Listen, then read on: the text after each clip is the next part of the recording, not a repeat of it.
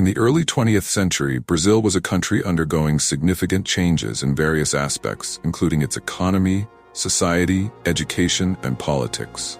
The country was marked by stark social inequalities, a largely agrarian economy, and a population that was slowly urbanizing. As we explore these themes, we'll delve into the currency of the time, the role of education, the influence of culture, and the political dynamics that shaped the nation's future. These elements combine to create a complex and evolving society.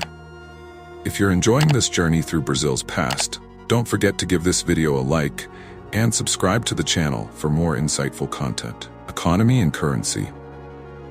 In the early 20th century, Brazil's official currency was the reis.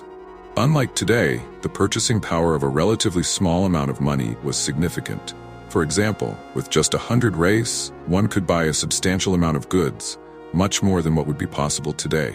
However, inflation and economic shifts later altered the value of the reis, contributing to a period of financial instability that would eventually lead to monetary reforms in the decades to come.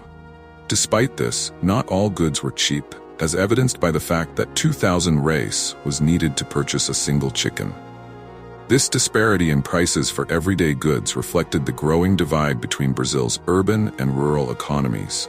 While urban centers were slowly modernizing, rural areas remained largely agricultural, creating economic imbalances. The country's agrarian-based economy was heavily dependent on large estates and farms, particularly in regions like São Paulo, where coffee plantations dominated. At this time, Brazil's population was around 30 million people, a sizable figure for the early 20th century. However, the majority of the population was still concentrated in rural areas, working on farms or in small towns. Despite some urbanization, Brazil remained a predominantly agrarian society. The early stages of industrialization and modernization were visible in cities like Rio de Janeiro, but for most, life was still tied to agriculture. Urbanization was slowly changing the landscape, though. Cities were growing, particularly Rio de Janeiro and São Paulo, which were becoming hubs of economic and social activity. However, Brazil still had a long way to go before becoming the highly urbanized and industrialized nation it is today. The economic divide between rural and urban areas was stark, and this divide also influenced social inequalities that plagued the nation. Literacy and education.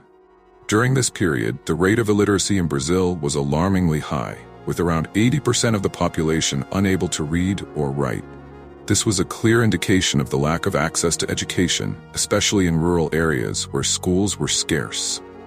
The high illiteracy rate was a significant barrier to social mobility and economic progress, trapping many in cycles of poverty.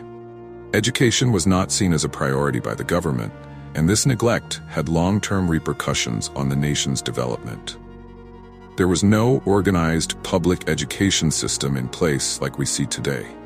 Schools were often private or religious, and the quality of education varied drastically depending on where you lived.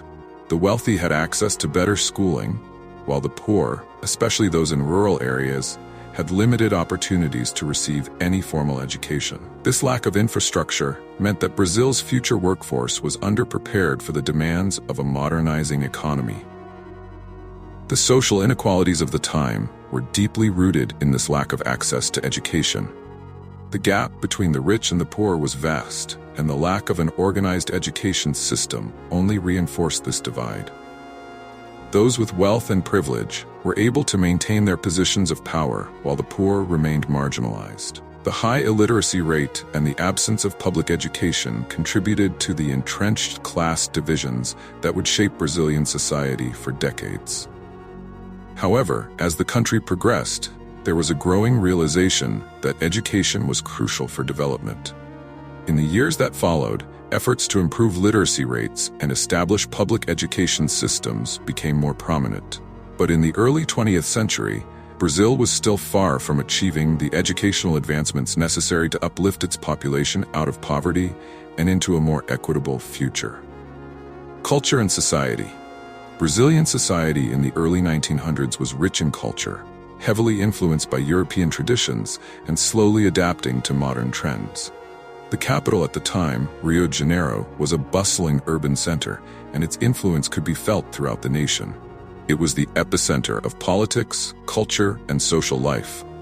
Here, the elite would gather, and the growing middle class sought to imitate the fashions and lifestyles of European cities. One of the key cultural elements was the use of hats.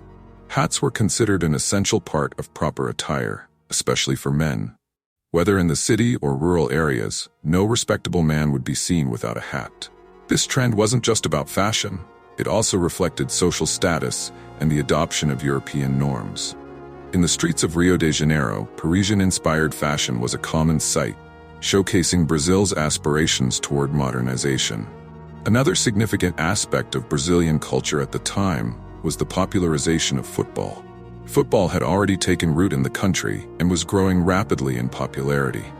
State championships were being held, and the sport was becoming a unifying force across social classes. What had begun as a pastime for the elite was quickly turning into a national passion, laying the foundation for what would become Brazil's most beloved sport.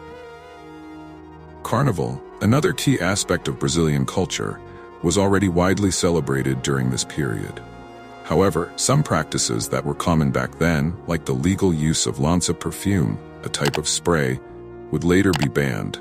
Carnival was a time of celebration and expression for Brazilians, a moment when the rigid social structures could be relaxed and people from all walks of life could come together to enjoy the festivities.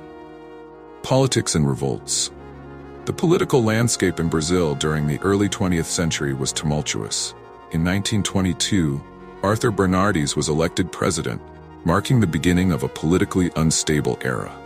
Bernardes' presidency was marred by frequent military revolts, reflecting the widespread dissatisfaction with the government.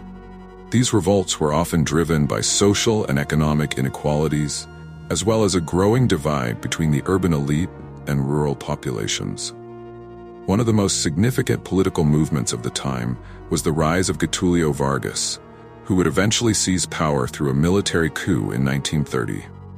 The political revolts and unrest during this period set the stage for Vargas's rise to power, as he promised to address the deep inequalities that plagued the country.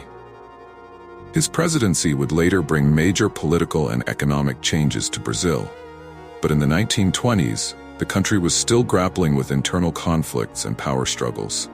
Military revolts were common, as factions within the armed forces sought to gain control and influence over the government. These revolts often resulted in temporary upheavals, but failed to address the underlying social and economic problems facing the country. The political instability of the time reflected the broader challenges Brazil was facing as it tried to modernize while still being rooted in old power structures. If you're enjoying this deep dive into Brazil's political history, make sure to like the video and subscribe to the channel for more detailed explorations into Brazil's past. Political unrest, social inequality, and the rise of influential figures like Getúlio Vargas shaped Brazil in profound ways, and there's so much more to uncover in this era of change. Urbanization and architecture. The cities of Brazil were rapidly urbanizing in the early 20th century, particularly Rio de Janeiro and São Paulo. Rio, as the capital, was home to several important landmarks, such as the Palácio de Monroy. This era saw the construction of significant architectural works that showcased Brazil's efforts to modernize and create an identity that blended both European influences and local culture.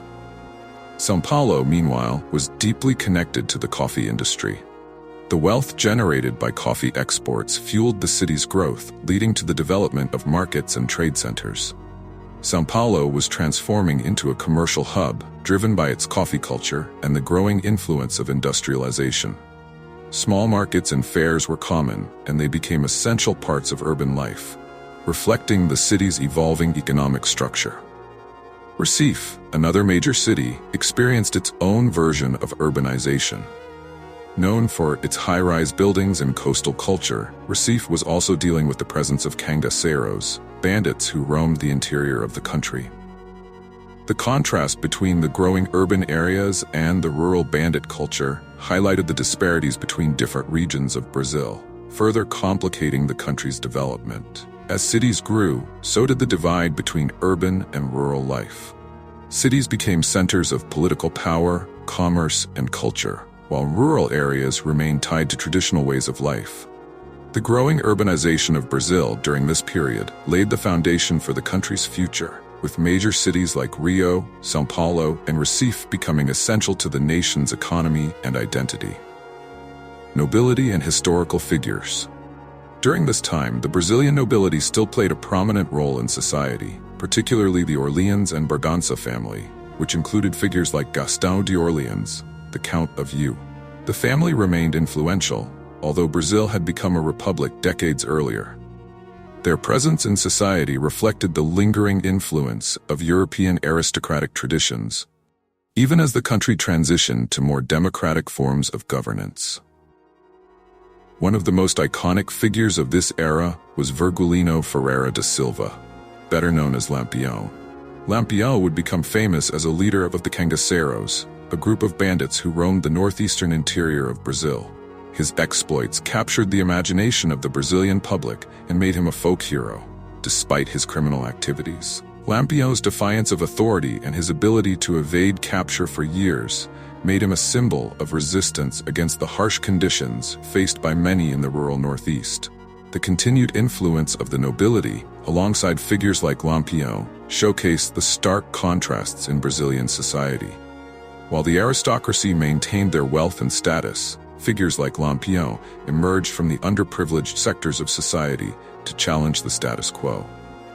This dynamic created a complex social fabric where power, rebellion, and tradition intersected in fascinating ways. These historical figures, from the nobility to the legendary bandit Lampião, remind us of the diverse and complex nature of Brazilian society during this period. Their legacies continue to shape Brazil's cultural memory, providing insight into the country's struggles with inequality, modernization, and identity. Brazil, in the early 20th century, was a country in the midst of significant transformation. From its currency and economy to the social fabric of its cities and rural areas, Brazil was grappling with modernization while still holding on to many of its traditional structures. Political unrest, social inequalities, and cultural developments shaped the nation's path forward, and the stories of these records and historical figures provide a window into the complexities of that time. If you enjoyed this deep dive into Brazil's fascinating history, be sure to like the video and subscribe to the channel for more engaging content on world history and culture. The past holds many lessons, and together we can continue to explore its mysteries and insights.